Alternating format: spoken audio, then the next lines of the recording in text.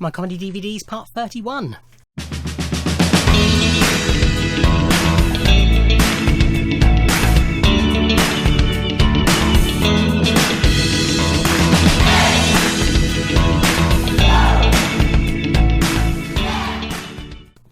Ahoy hoy everybody, and welcome to part 31 of a look at my comedy DVDs. So we've got stand-up, we've got sketch... So we've got stand-up, we've got sketch shows, we've got sitcoms, we've got documentary that I can see because it's right on top of a pile. Possibly some films, we shall see. So first up is aforementioned documentary. So this is an Australian DVD. This is Rock and Roll Nerd. And this is basically tracing Tim Minchin's rise to fame. He was documenting his life as he was becoming a stand-up, and it sort of follows that, and then him going to Edinburgh and becoming a success. Really good, particularly obviously if you're a fan of Tim. Got some performance bits and deleted scenes as well on here. But yeah, if you're a Tim Minchin fan, it is well worth importing this. I think you can get it on Amazon still. Harry Hill, Sausage Time, live from Leeds. So this is his most recent stand-up show. Yeah, just a big fan of Harry, particularly his stand-up. Excellent stuff. Sarah Millican Homebird live. Again, this might be her most recent. I think I'm missing one of her live DVDs. Can't remember if it was after this or one sort of in the middle. But yeah, really enjoy her stand-up. Very funny stuff. Okay, this is a sketch show from... tail end of the 60s. I normally put the dates in there. Yeah, 69 Series 1 and 70 Series 2. And it's Cribbings. So it is obviously starring the wonderful Bernard Cribbins. I really like Bernard. He's just, you know, he's a legend basically. And, you know, he's a funny guy and I love his songs and talented actor. This is shit. Basically. The songs are good.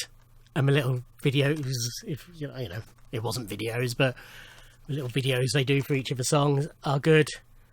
But I genuinely think I laughed once in the first series and twice in the second series. It's not poorly performed or anything like that. It's just not funny. You know, it's not written funny. It's written by Johnny Mortimer and Brian Cook, who wrote Father Dear Father. And it's either extremely predictable or just, you know, genuinely nothing funny about it. It's not, you know, because of the time, it's not racist or anything like that. Not that I remember anyway. It's just, it just wasn't funny, basically. But, you know, I'm glad I've got it, if only for the musical performances. This is the League of Gentlemen anniversary specials.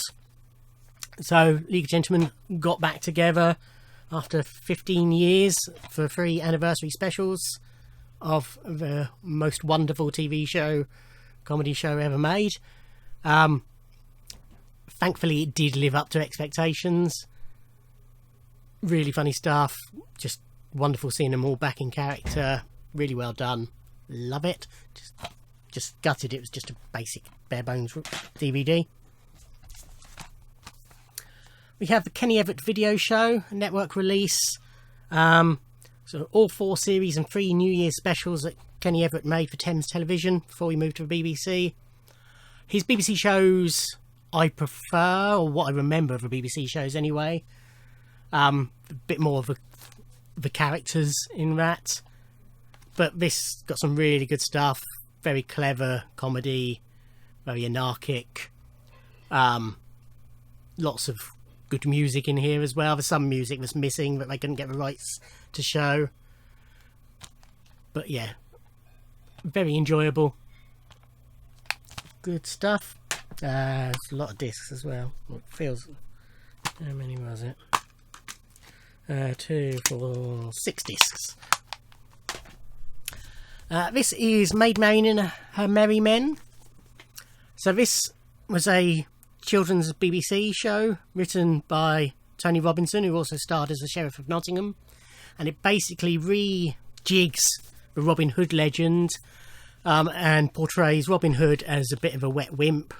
And it's actually Maid Marian, played by Kate Lonergan, who was the brains behind the operation. Wayne Morris plays Robin Hood. Danny John Jules is part of the team. Howard Lou Lewis as well plays Little John. I'm going to say for a kids show, it's very good, but it's just very good, if you see what I mean. You can sort of ignore the fact it was a kids show, and it would still be, you know, if this was shown at 7 o'clock in the evening, nobody would think of it as a kids show. They'd just think of it as a funny comedy. There are some elements that may be a bit tailored towards a younger audience, but it doesn't really matter. This comes with a nice comic book as well. They often talk about bringing this back. I don't see how it would work so many years later. We'd have to completely revamp it. But yeah, lots of really good stuff. Another Richard Herring release, shown loads in the last part and quite a few dotted throughout all these videos. So this is O Frig on 50. So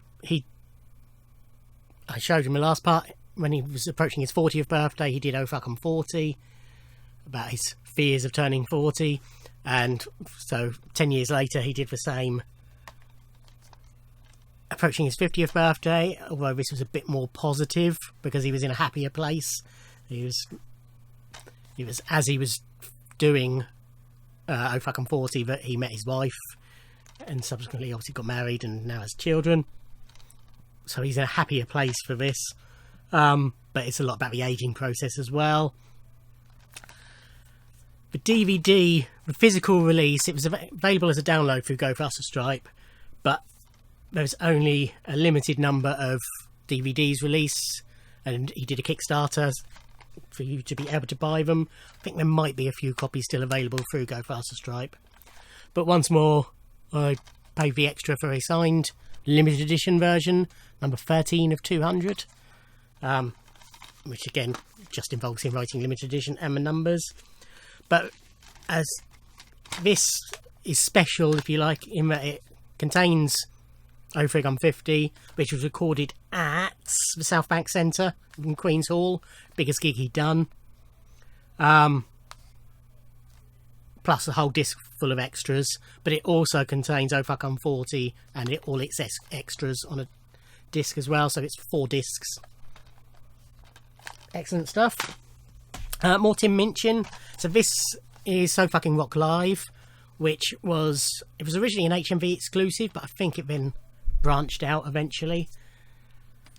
This was the first Tim Minchin I properly watched. I'd seen him on one of the Secret Policeman's balls do Prejudice and If I Couldn't Have You, or If I Didn't Have You rather, and really enjoyed them and thought, oh, I need to see more of him. So when this was released, I thought, I'm going to get that. And this is a compilation show based on So Rock and Dark Side, his first two touring shows, filmed in London. And it is brilliant. It's just masterful. I've watched it loads of times. Got some extras on here as well, I think. Although I can't see him mentioned anywhere, but I think it has. But it's a 2-hour long show and it's just brilliant. I have shown in another video, there was an Australian version of this recorded in Australia that I imported, which had slightly different stand-up-y bits, but the songs were the same. Q Volume 2, Series 4 and 5. So I showed Series 1 to 3 previously. So this is Q8 and 9, just to be confusing, because the first series of Q was Q5. So as I said at the time, it's hit and miss, but when it hits, it is magnificent. It is hilarious. Just great, Spike Milligan. Shown a lot of Peter Kay. Talking too much. This is That Peter Kay Thing. So this was his first TV stuff he did for Channel 4. It was a series of 6, individual stories where he played different characters, and this is what introduced Phoenix Nights, which obviously then span off, and some of the characters from this appeared in Phoenix Nights as well. But yeah, it's just excellent stuff throughout. Also contains alternative extended and deleted scenes, Peter Kay commentary, and The Services, which was the pilot episode. Stuart Lee, this is If You Prefer a Milder Comedian, Please Ask for One, live at the Citizens Theatre, Glasgow. Just, you know, he's a wonderful stand-up. This isn't signed, is it? No, this isn't one that I got when I met him. Yeah, just great stuff. Really great, basically. And more Stuart Lee. This is stand-up comedian. This was his first live DVD. What I just said, basically. Great stuff. This is Vic Reeves' Big Night Out. This is the original Channel 4 series. Complete first and second series of the Channel 4 TV show, which launched the alternative comedy scene as we know it today. So this is where the world really was introduced to Vic Reeves. And it is magnificent. I was a huge fan at the time. Vic and Bob are very Marmite, if you like. But you either like them or you love them or you don't mind them either way. But lots of people don't get Vic and Bob, and that's fine. You know, I can see why.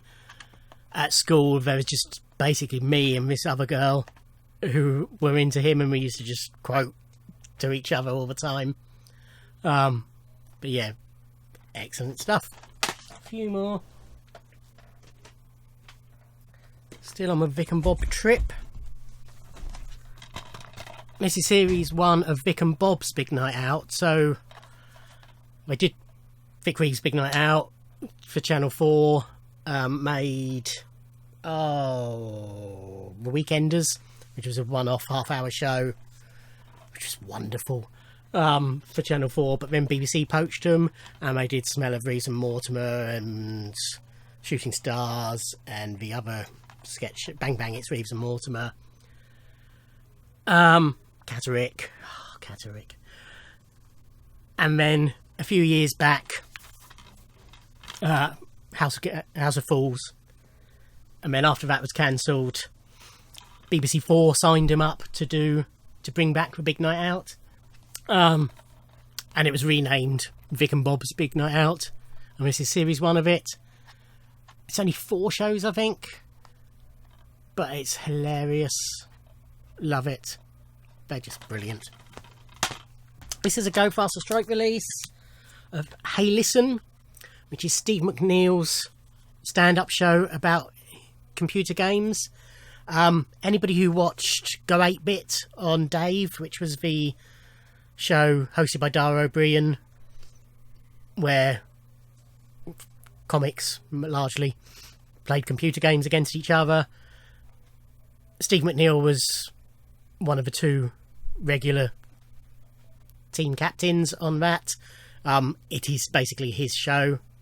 Him and the other guy who did it, whose name I've forgotten, Rob Sedgbeer, invented Go 8-Bit. They did it up in Edinburgh, and Dave sort of took it from them. And he talks a lot about that process in here and the highs and lows of that.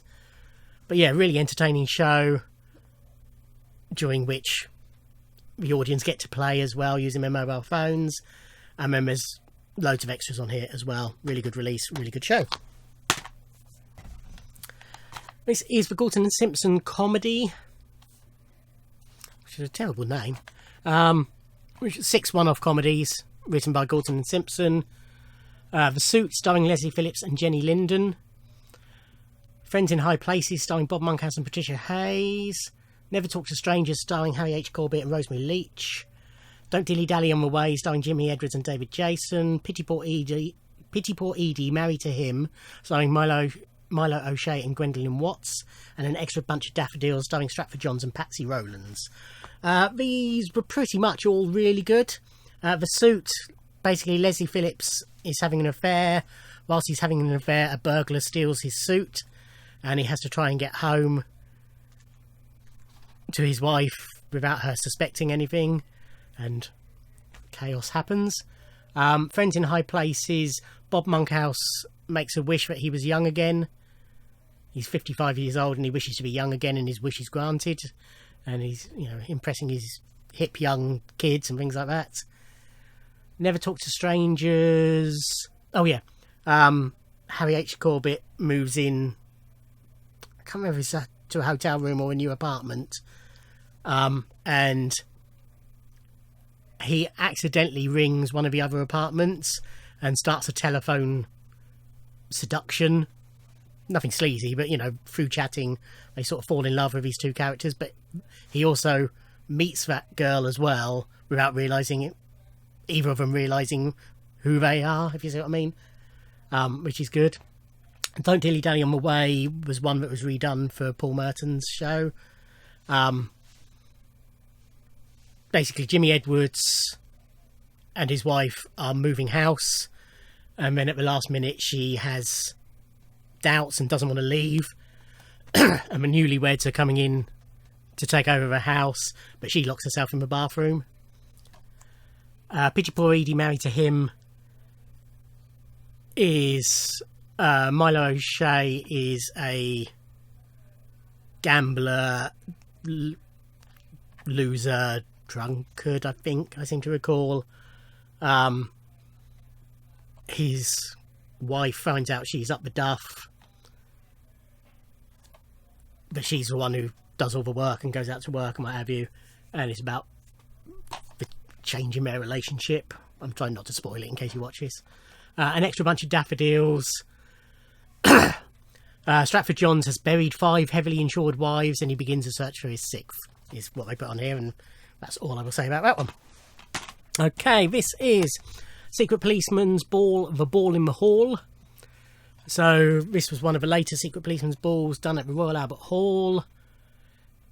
Lots of strong stuff on here. Al Murray, Andrew Maxwell, Chevy Chase, David Armond, the quite famous, you might not know the name, but it was quite a famous YouTube clip of a guy miming to Natalie Imbruglia's Torn. And it had already sort of become a hit, and he did it on this, but she came and joined him and sung it for him. Dylan Moran, Eddie Izzard, Graham Norton, Green Wing, Jessica Stevenson, Jeremy Irons, Jimmy Fallon, Joe Brand, John Colshaw, Julia Davis, Magic Numbers, Martha Wainwright, Michael Fenton Stevens, The Mighty Boosh, Natalie Imbruglia, Nitin Ganatra, Omid Jalili, Richard E. Grant, Ronnie Ancona, Russell Brand, Sarah Silverman, very good set by her, Seth Green, Sean Williamson, Shobna Gulati, and the Zootons. This is Harry Worth, the complete Harry Worth collection. I've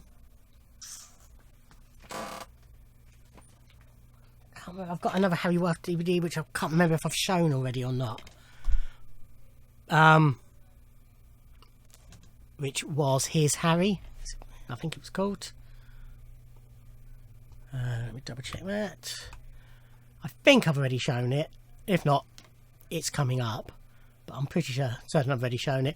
But yeah, that was his BBC sitcom, if you like, and I really enjoyed it. So I picked this up as well. So this is a set that contains My Name is Harry Worth plus the 3 series of 30 minutes worth. It's also got an audio interview in here as well. It's hit and miss. It's not, I preferred Here's Harry, but there's some really strong stuff in here. Basically, he's just a harmless but and well-meaning, but often chaos surrounds him type character. It's hard to describe, but very good. Okay, that will do for part 31. Thank you for watching. Like, comment and subscribe, and I'll see you on the next part. Thanks.